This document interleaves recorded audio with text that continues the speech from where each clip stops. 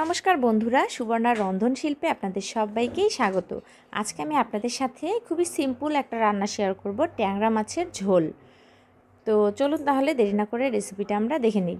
তো ঝোল রান্নার জন্য প্রথমেই আমাদেরকে মাছগুলোকে খুব ভালো করে ধুয়ে নিতে হবে। মাছ ধোয়ার উপরেই কিন্তু মাছের ঝোলটার টেস্ট অনেকাংশে নির্ভর করে। মাছ যত ভালো করে ঘষে ঘষে আপনারা ধুবেন, ততই কিন্তু মাছের তরকারির স্বাদ বেশি হয়।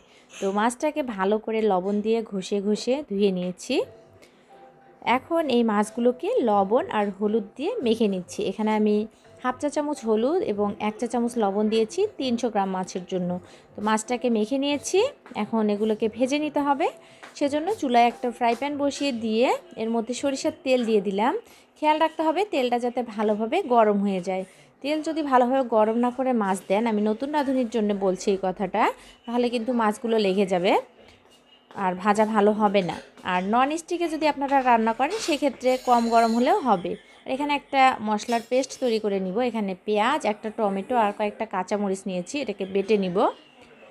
তো এদিকে মাছগুলো আমাদের ভাজা হয়ে গেছে, ওগুলোকে তুলে নিয়েছি।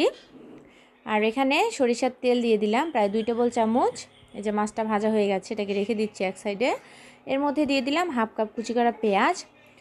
পেঁয়াজটাকে লালচে করে ভেজে নেওয়ার পরে একটু আগে যে আমরা টমেটো, পেঁয়াজ আর কাঁচামরিচটাকে বেটে নিয়েছিলাম সেটা দিয়ে দিলাম। আর গ্রাইন্ডিং জারটা ধুয়েও এর মধ্যে আরেকটু পানি দিয়ে দিচ্ছি।